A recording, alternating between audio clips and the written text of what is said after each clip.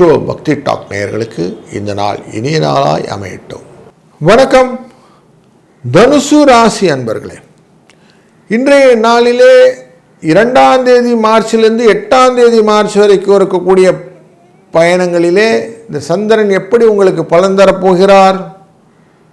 குடும்பத்திலே பணம் வருமா? திருமணம் போன்ற காரியங்கள் நல்லபடியாக நடக்குமா? முதலீடுகளிலே லாபம் கிடைக்குமா? ஆரோக்கிய செலவுகள் எதனா உண்டா? ஆரோக்கியத்தில் வம்பு வழக்குகள் எதனா உண்டா? அதெல்லாம் இருக்கும். பரிகாரம் உண்டா? அப்படின்லாம் ஏகப்பட்ட கேள்வி உண்டு. இது எல்லாத்துக்கும் சொல்யூஷன் தான் வந்துருச்சு. உங்கள் ராசியினுடைய 4ஆம் இடம் அர்த்தாஷ்டமம் அப்படின்னு சொல்லுவோம். அந்த இடத்துல கேந்திரஸ்தானத்தில் சுக்கிர பகவான் உச்சத்தில் போய் உட்கார போகிறார்.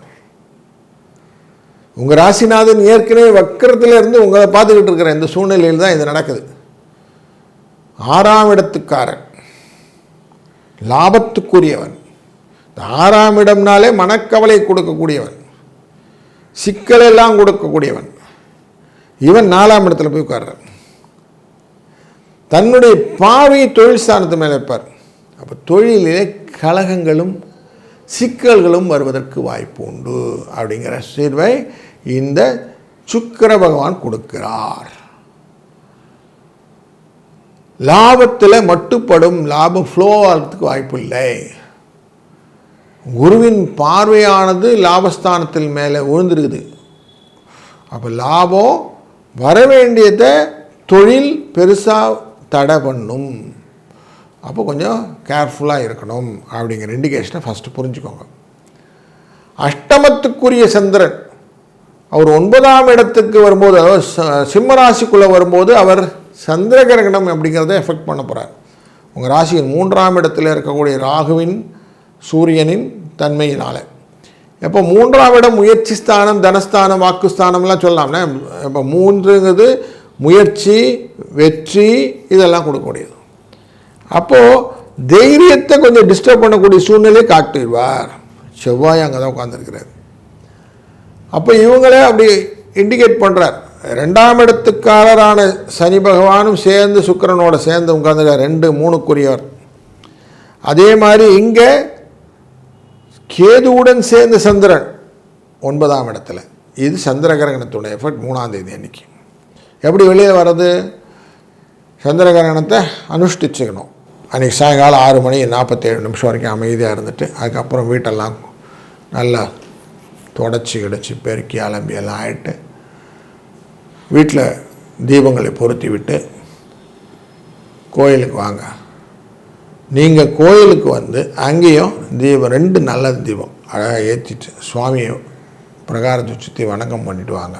மனசுக்கு ஒரு நிமிஷம் அமைதியாக உட்காந்துட்டு வாங்க.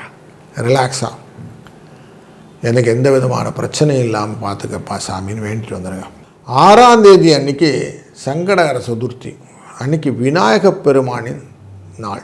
அந்த சதுர்த்தியில் எந்த காரியம் செய்தால் 48 நாளில் கெடுங்கிறதுனால கடனை அடைப்பது அப்படிங்கிற ஒரு காரியத்தை அன்றைக்கி செஞ்சோம்னா நிறைய சீக்கிரமாக அதுக்கு பலன் உண்டு.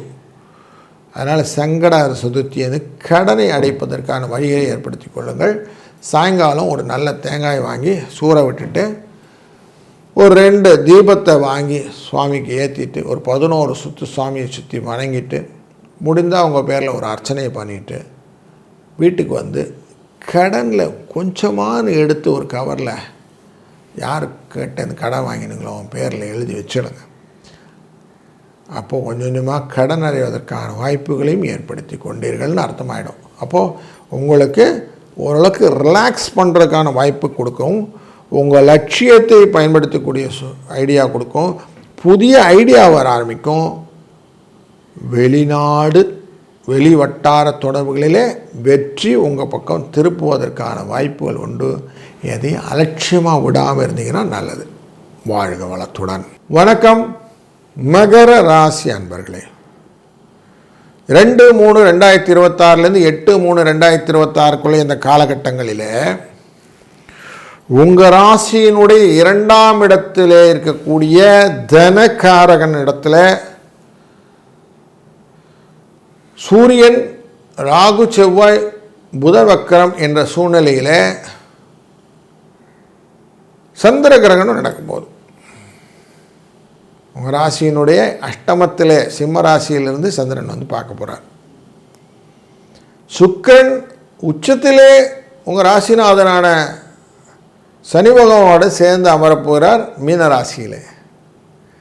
இந்த ரெண்டு நிகழ்வும் ரொம்ப முக்கியமான நிகழ்வாக அமையப் போகிறது. இந்த 3ஆம் இடம் அப்படிங்கிற இடம் வந்து தைரியத்தையும் முயற்சியையும் கன்ஃபார்ம் பண்ணுறது, சகோதரங்கள் அப்படின்னு சொல்லுவோம். அதெல்லாம் நல்லபடியாக எல்லாருடையும் அப்படி கோப்பப்பாகக்கூடிய சூழ்நிலையை கொடுக்கும். இப்போ இளைய சகோதரங்கள் மூலயமா வெற்றிகள், கம்யூனிகேஷனில் நல்ல ஒரு ஸ்ட்ராங், எதுவுமே எழுத்துப்பூர்வமாகவோ வாய் வார்த்தையாகவோ கணினி மூலியமாக செய்யக்கூடிய விஷயத்தில் கொஞ்சம் கிராபிங் பெனிஃபிட், இதெல்லாம் உங்களுக்கு பெனிஃபிட்டாக கொடுக்கும்.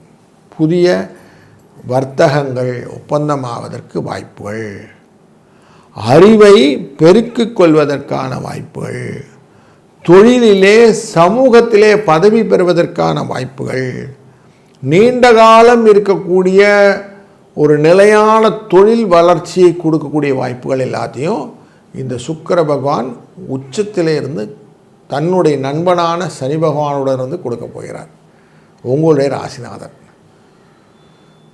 சந்திர பகவான் அஷ்டமத்தில் இருந்து இந்த மனோகாரகன் அஷ்டமத்திலிருந்து சந்திர கிரகணத்தை ஏற்படுத்துகிறார். அப்போ என்ன பண்ணும், சின்ன சின்ன உடல் உபாதைகள் வரும். அந்த உடல் உபாதைகள், துயரங்கள் அப்படிங்கிறதுக்கு இல்லையா, அப்போ மட்டும் கொஞ்சம் கேர்ஃபுல்லாக இருந்துக்கணும். அதுக்கு என்ன பண்ணணுன்னா, அன்றைக்கி சாயங்காலம் வரைக்கும் கொஞ்சம் அப்படியே அந்த சந்திர கிரகணத்தை அனுஷ்டித்து வைத்து சாயங்காலம் வீடெல்லாம் நல்லா தொடச்சி அலம்பி எல்லாம் பண்ணிவிட்டு நீங்களும் குளிச்சுட்டு 2 தீபத்தை சுவாமி வீட்டில், பூஜை சுவாமி வீட்டில் போட்டுட்டு வெளியில் வாங்க. வந்து கோவில்லே அதே மாதிரி 2 தீபத்தை ஏற்றிட்டு, நல்லெண்ணெய் தீபமாக இருந்தால் பெட்டர், ஏற்றிட்டு